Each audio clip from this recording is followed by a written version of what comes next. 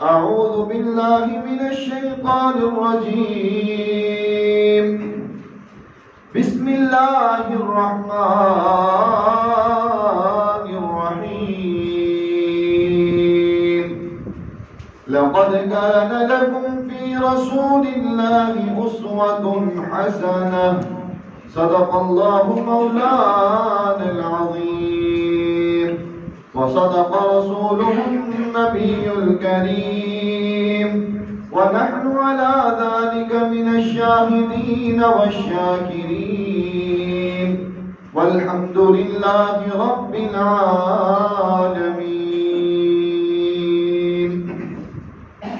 حمد و ثنا، تعریف، تمجید، تقدیس اللہ رب العزت کے لیے جو کائنات کا پالنے والا ہے، خالق ہے، مالک ہے، رازق ہے، داتا ہے، گنج بخش ہے، لجپال ہے، غریب نواز ہے، غوث اعظم ہے، علی کل شیء قدیر ہے.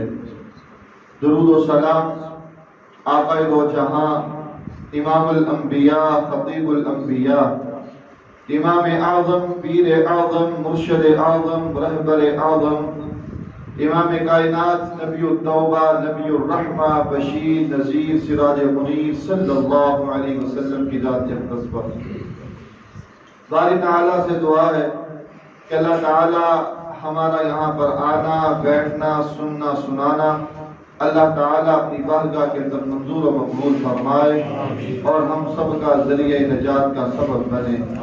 اللہ ہم سب کو بار بار اپنے گھر کی زیارت نصیب فرمائے. اللہ رب العالمین نے جناب محمد رسول اللہ صلی اللہ علیہ وسلم کو پیدا فرمایا اور آپ صلی اللہ علیہ وسلم کو اللہ نے آخری نبی اور آخری رسول بنا کر اس دنیا میں مبعوث فرمایا. جب آپ اس دنیا میں آ گئے تو پھر آپ صلی اللہ علیہ وسلم تمام انسانیت کے لیے اسوہ، نمونہ، آئیڈیل میرے اللہ نے آپ کو بھیج کر پوری امت کے لیے ایک نمونہ مقرر فرما دیا کہ یہ آئیڈیل ہے، یہ ایک شخصیت ہے.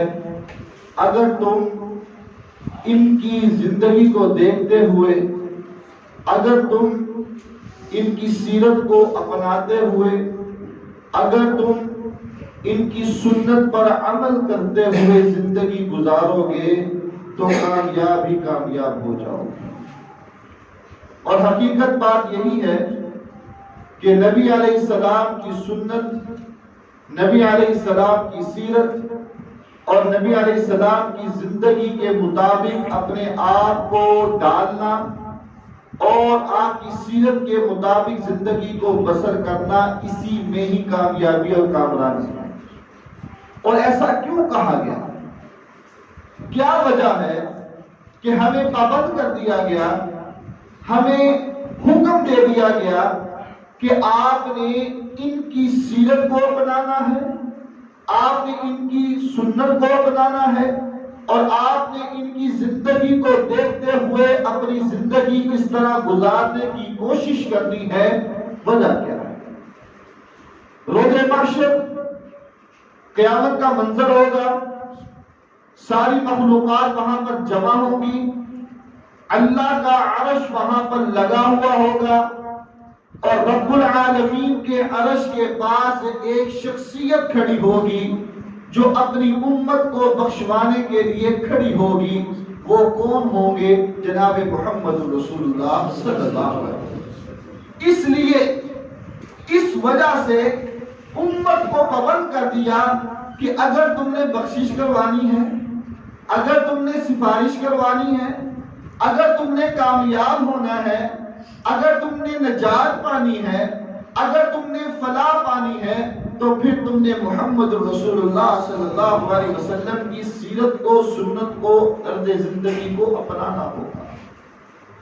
اور جب ساری امتیں آدم علیہ السلام سے لے کر جناب محمد رسول اللہ صلی اللہ علیہ وسلم کی آخری امت آخری انسان تک جب سارے لوگ، ساری امتیں، لوگ وہاں پر جمع ہوں گے اور جنت کے دروازے کے باہر کھڑے ہوئے ہوں گے اور سارے انبیاء وہاں موجود ہوں گے، آدم علیہ السلام سے لے کر جناب محمد رسول اللہ صلی اللہ علیہ وسلم تک سارے موجود ہوں گے، ساری انسانیت موجود ہوگی اور کسی کی جرت نہیں ہوگی کہ کوئی جنت کا دروازہ کھٹکھٹا سکے۔ کسی کے پاس اتنی ہمت نہیں ہوگی کہ وہ جنت کے دروازے کو دستخط دے سکے۔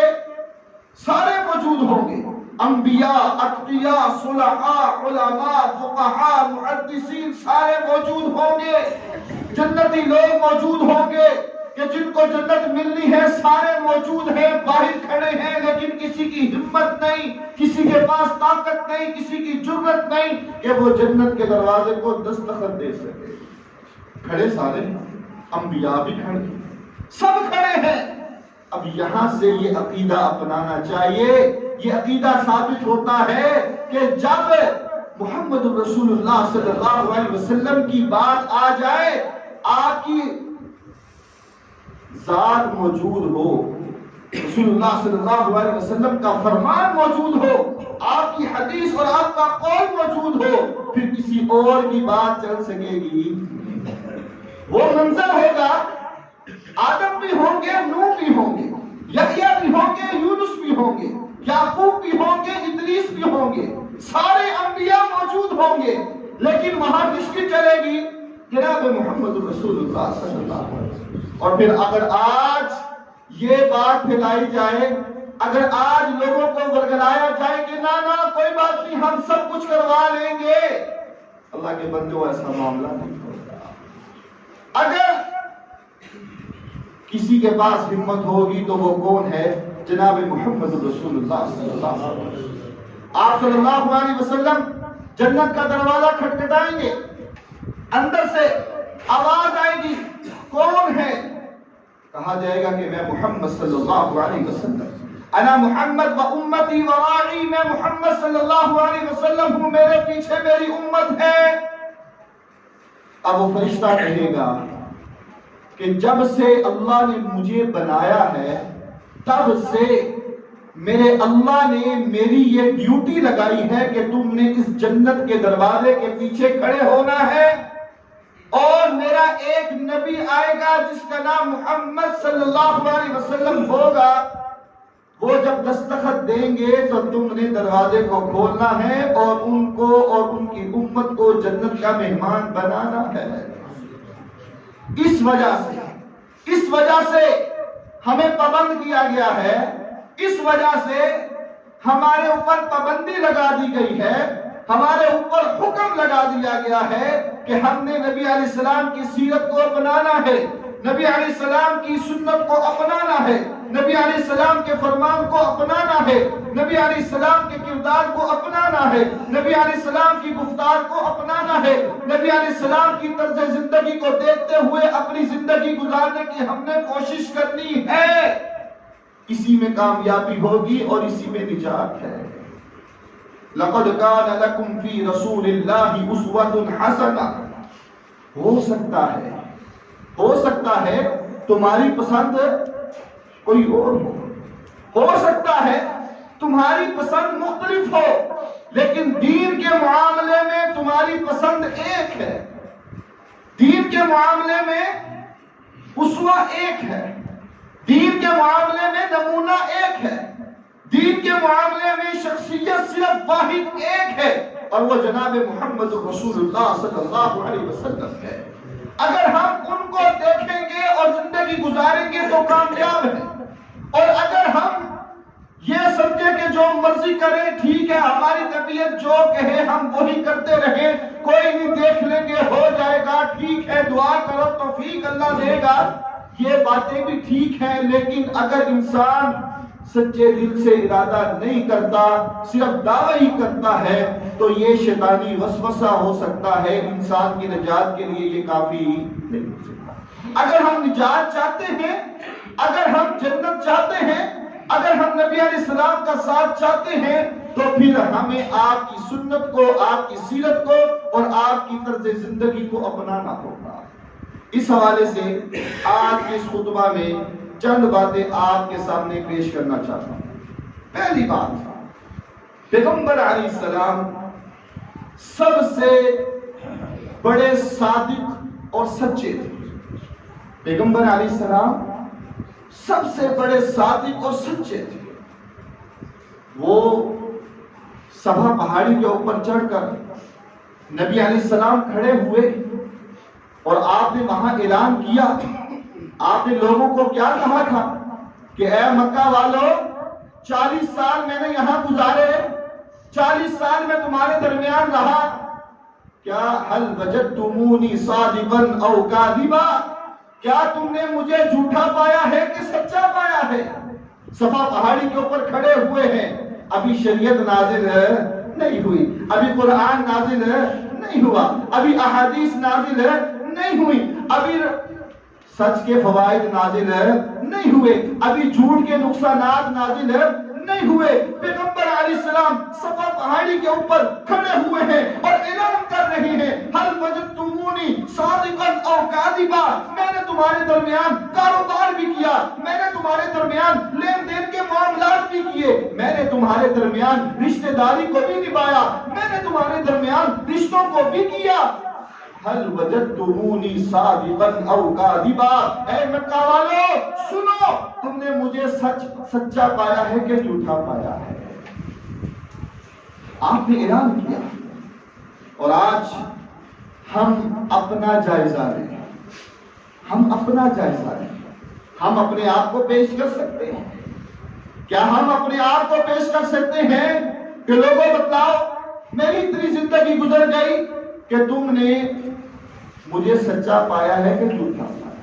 یہ بات تو بہت دور کی ہے۔ میں نے اور آپ نے اپنے گریبان میں دیکھنا ہے، اپنا جائزہ لینا ہے، محاسبہ کرنا ہے کہ آج آدھا دن گزر گیا ہے تو میں نے آدھے دن میں آج کتنا جھوٹ بولا اور کتنا سچ بولا ہے، میں نے یہ دیکھنا ہے۔ نبی علیہ السلام کی سیرت کا یہ پہلو یہ ہے کہ آپ سچ بولنے والے تھے۔ آپ کی سیرت کا پیغام یہ ہے کہ ہم اپنے اندر سچ کو پیدا کریں، ہماری زبان سے سچ نکلے۔ لیکن آج بدقسمتی سے ہم مذاق میں بھی جھوٹ بولتے ہیں، ہنسانے کے لیے بھی جھوٹ بولتے ہیں، مذاق کرنے کے لیے بھی جھوٹ بولتے ہیں، لوگوں کو اپنی طرف راغب کرنے کے لیے بھی جھوٹ بولتے ہیں، لوگوں میں شہرت حاصل کرنے کے لیے بھی ہم جھوٹ کا سہارا لیتے ہیں، کاروبار میں عروج حاصل کرنے کے لیے بھی ہم جھوٹ کا سہارا لیتے ہیں۔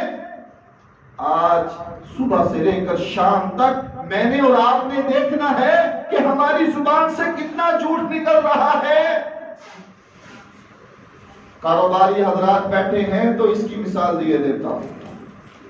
کوئی گاہک آ جائے تو ہمارا تکیہ کلام کیا ہوتا ہے؟ یہ صرف ڈسکاؤنٹ آپ کو ہی مل رہا ہے، یہ ڈسکاؤنٹ صرف آپ کے لیے ہے اور کسی کے لیے۔ پہلے اس نے جتنے مرضی دیے ہوئے ہوں، لیکن اپنا مال بیچنے کے لیے، گاہک کو اپنی باتوں میں لانے کے لیے وہ جھوٹ کا سہارا لیتا ہے۔ اس میں بچت نہیں ہے، مجھے نقصان ہو رہا ہے، بس کیا کروں، روزی روٹی بھی تو چلانی ہے۔ حقیقت کچھ اور ہوتی ہے، اس کا پس منظر کچھ اور ہوتا ہے۔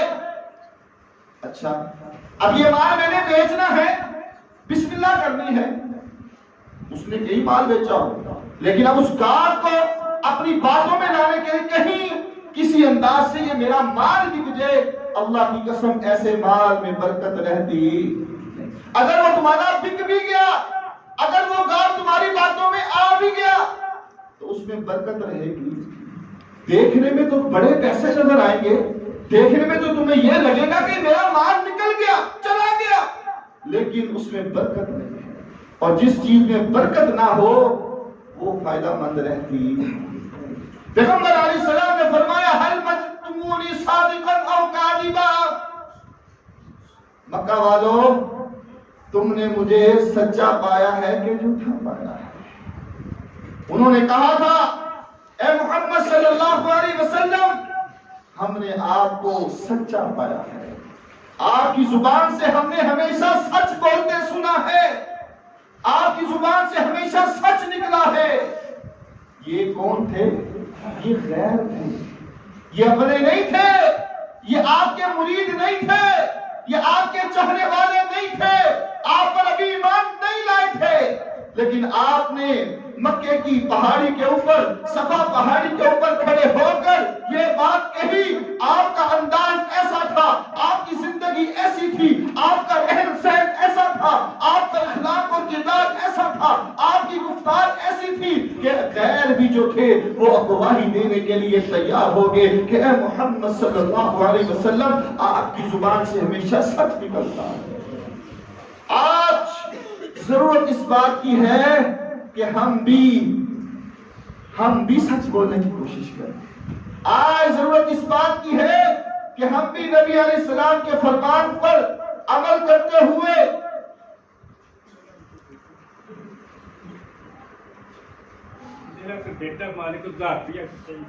آج بھی ضرورت اس بات کی ہے کہ ہم لوگ نبی علیہ السلام کی سیرت کو اپنائیں اور سچ بولنے کی کوشش کریں، جھوٹ کو چھوڑ دیں، جھوٹ کا سہارا نہ لیں۔ ویسے تو ہم بڑا کہتے ہیں کہ ہم عاشق ہیں، ہم محب ہیں، ہم پیار کرنے والے ہیں، ہم سے بڑا محب کوئی نہیں ہے۔ اللہ کی قسم، محب بننا ہے، سچا پیار کرنے والا بننا ہے تو پھر نبی علیہ السلام کی سیرت کو اپنانا ہوگا۔ اور سیرت کیا کہتی ہے کہ سچ بولو، جھوٹ کو چھوڑو۔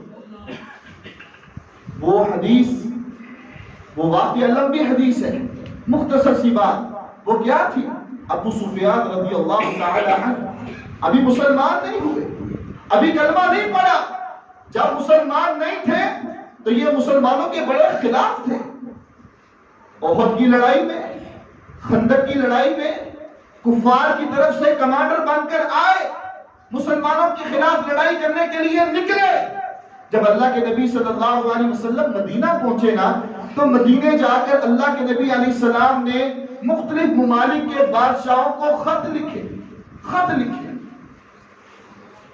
اسلام کی دعوت دی کہ آؤ اسلام قبول کرو۔ نبی علیہ السلام نے روم کا بادشاہ تھا جس کا نام ہرقل تھا اور اس کا لقب کیا تھا؟ قیصر تھا۔ روم کے بادشاہ کو آپ نے خط لکھا۔ جب اس نے خط پڑھا تو اس نے اپنے سپاہیوں کو کہا کہ مکے کی طرف سے کوئی بھی تاجر ہمارے ملک میں، ہماری سرزمین میں آئے تو اس کو میرے پاس لازماً لے کر آئے۔ ابو سفیان رضی اللہ تعالی عنہ اس وقت ابھی مسلمان نہیں ہوئے، وہ روم پہنچے، سپاہیوں نے ان کو لیا اور لے کر ان کو بادشاہ کے سامنے پیش کیا۔ اب بادشاہ کہتا ہے ابو سفیان کو کہ مجھے بتلاؤ، مکہ میں، عرب میں ایک نبی آئے ہیں، اس نبی کی صفات کیا ہے، ان کی صفات کیا ہے؟ اب وہ غیر مسلم، ابھی مسلمان نہیں ہوئے۔ ابو سفیان کیا کہتے ہیں؟ یأمرون بالصلاۃ والصدق، ان کی صفت یہ ہے کہ وہ لوگوں کو نماز کی دعوت دیتے ہیں اور زبان سے سچ بولتے ہیں۔ یہ کون کہہ رہے ہیں؟ غیر مسلم، یہ کون؟ ابھی مسلمان نہیں ہوئے، لیکن پیغمبر علیہ السلام کا اخلاق، ان کا رہن سہن اس قدر اعلیٰ اور نرالا تھا کہ وہ بھی کہنے پر مجبور ہو گئے۔ روم کی سرزمین میں بادشاہ کے سامنے جب بادشاہ نے پوچھا کہ کیا ہے، انہوں نے کہا یأمرون بالصلاۃ والصدق، وہ نماز کا حکم دیتے ہیں اور سچ بولتے ہیں۔ بادشاہ کہنے لگا اللہ کی قسم، جس زمین کے اوپر ہم کھڑے ہیں اس کے نیچے جو مٹی ہے، آنے والا وقت ایسا ہوگا کہ اس مٹی کے اوپر بھی محمد صلی اللہ علیہ وسلم کی حکومت ہوگی۔ بادشاہ نے بھی گواہی دی۔ اور آج ہم چلتے ہیں اولاد کے ساتھ، بیوی کے ساتھ، والدین کے ساتھ، دوست احباب کے ساتھ، رشتہ داروں کے ساتھ، ہم جب بھی بولتے ہیں تو جھوٹ کا سہارا لیتے ہیں اور پھر ہم کہتے ہیں کہ ہم مسلمان ہیں، پھر ہم کہتے ہیں کہ ہم محب رسول ہیں، ہم رسول اللہ صلی اللہ علیہ وسلم سے پیار کرنے والے ہیں۔ اللہ کے بندو، آپ علیہ السلام سے محبت کا تقاضا یہ ہے، نبی علیہ السلام سے پیار کا تقاضا یہ ہے کہ ہم اپنی زبان کو درست کر لیں، ہم سچ بولیں، جھوٹ کا سہارا نہ لیں۔ پیغمبر علیہ السلام کی وہ حدیث ہے، الصدق، یہ سچائی جو ہے، سچ جو ہے، یہ نیکی ہے۔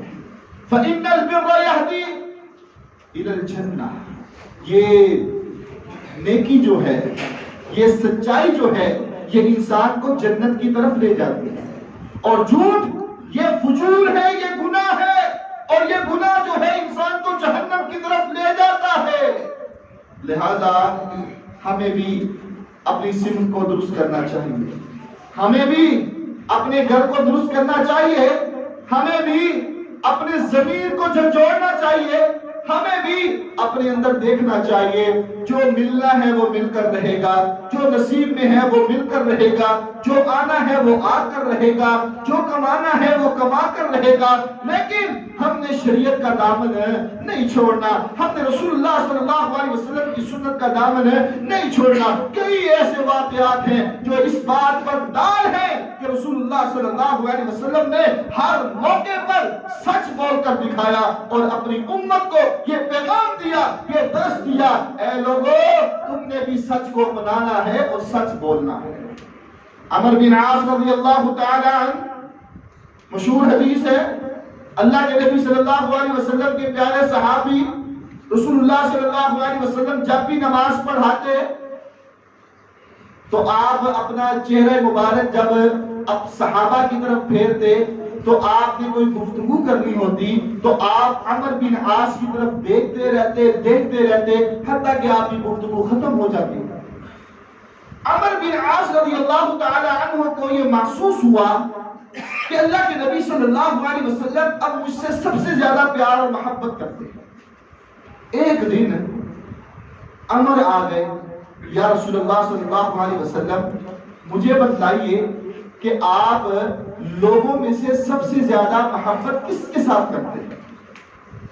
اب عمر کو تو یہ خیال تھا نا کہ رسول اللہ صلی اللہ علیہ وسلم جب بھی گفتگو کریں میری طرف دیکھتے ہیں تو مجھ سے ہی محبت کرتے ہیں، لیکن انہوں نے بات شک کو دور کرنے کے لیے رسول اللہ صلی اللہ علیہ وسلم سے سوال کر لیا، یا رسول اللہ صلی اللہ علیہ وسلم بتلائیے کہ لوگوں میں سے سب سے زیادہ محبت کرنے والا، آپ لوگوں میں سے سب سے زیادہ محبت کس کے ساتھ کرتے ہیں؟ اب ہم جب کسی کے ساتھ بات کریں نا تو ہم کہتے ہیں بس ہم تیرے ہی ہیں، ہم بس تیرے ساتھ ہی مخلص ہیں، باقی سب غلط ہے، تو ٹھیک ہے۔ جب وہ چلا جائے کوئی اور آ جائے تو پھر ہم کیا کہتے ہیں کہ بس اس کو تو میں نے ٹرکایا ہی ہے، اصل معاملہ تیرے ساتھ، جو بھی آ جائے اس کے بننے کی کوشش کرتے ہیں۔ نہیں، سچ کا سہارا لیجئے، سچ کو اپنائیے۔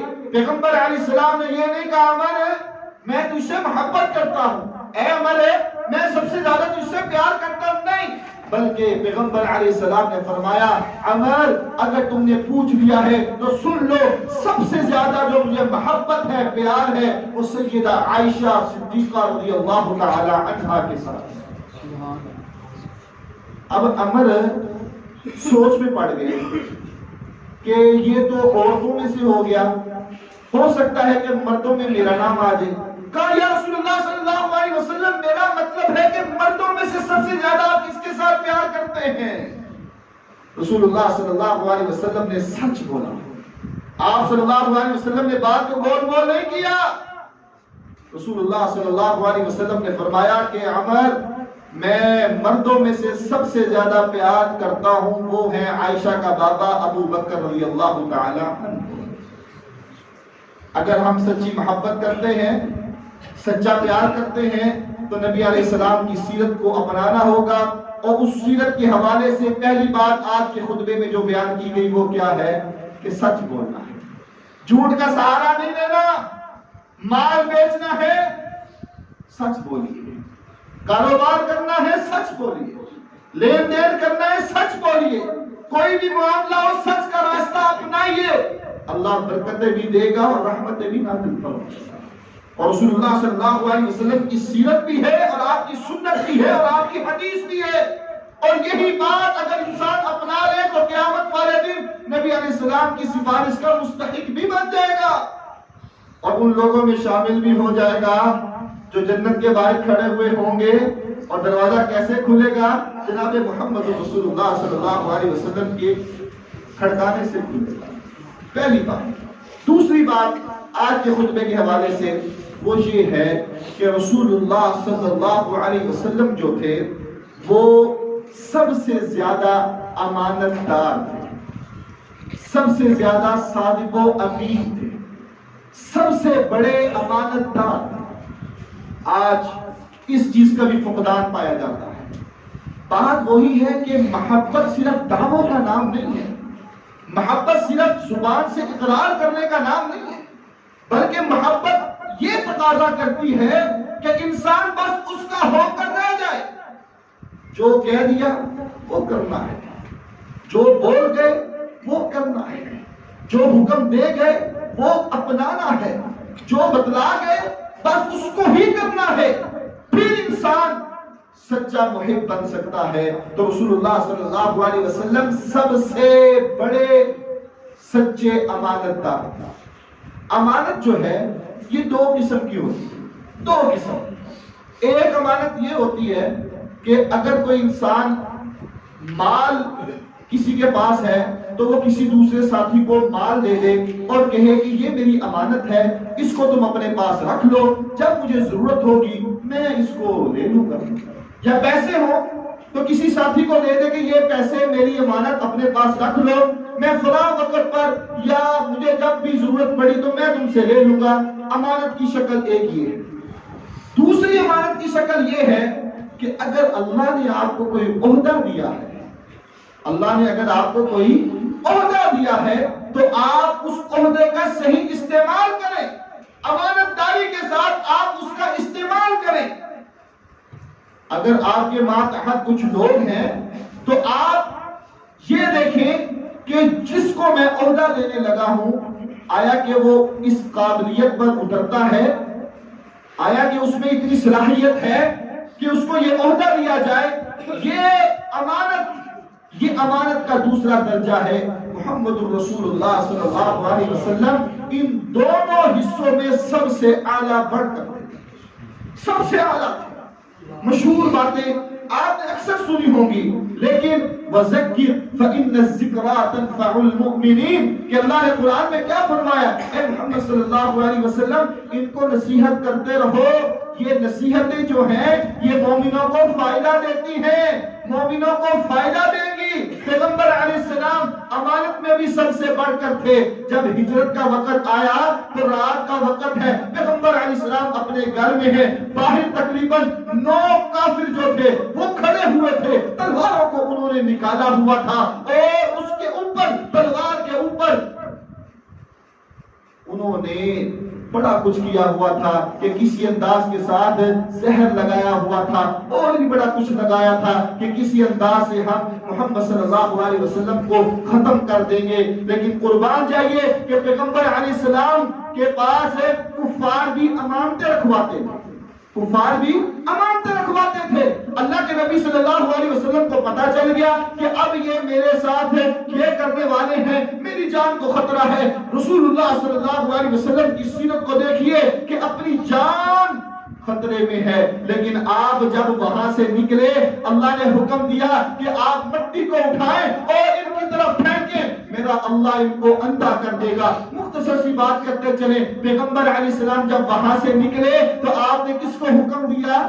سیدنا علی رضی اللہ تعالی عنہ کو کہ اے علی یہ امانتیں میرے پاس ہیں، یہ چیزیں میرے پاس ہیں، لہذا میں یہاں سے جا رہا ہوں، تم ان لوگوں کو جو ان لوگوں نے میرے پاس امانتیں رکھوائی ہیں ان امانتوں کو ان کے سپرد کر کے تم بھی مدینے کی طرف چلے آنا۔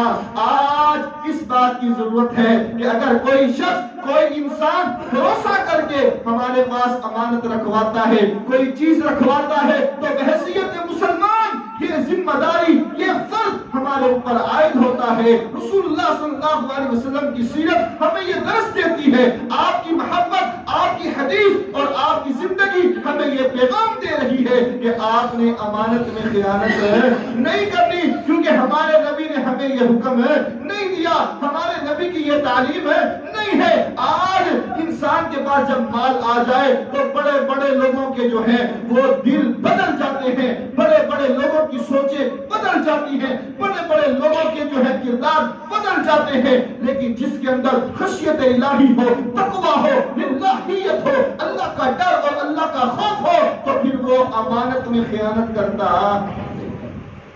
پہلی چیز امانت میں خیانت نہیں کرتی۔ دوسری چیز، کوئی عہدہ ہے تو اس کا صحیح استعمال کرنا ہے، یہ بھی امانت ہے، یہ بھی امانت ہے۔ اللہ نے اگر کوئی عہدہ دیا ہے تو اس کا صحیح استعمال کرنا ہے۔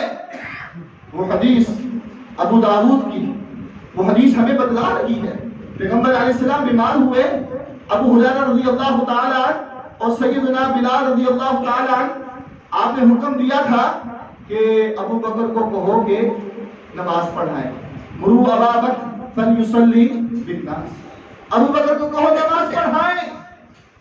اب ابو بکر رضی اللہ تعالی عنہ کے کام یہ ہوئے تھے، صحابہ نے سیدنا عمر فاروق رضی اللہ تعالی عنہ کو مسلے پر کھڑا کر دیا۔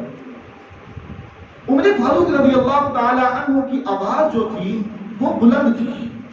پیغمبر علیہ السلام کو جب آواز سنی کہ عمر نماز پڑھا رہے ہیں تو آپ نے فوراً کہا، میرے صحابہ، میں نے کہا کہ ابو بکر کو کہو کہ نماز پڑھائیں اور تم نے عمر کو آگے کر دیا۔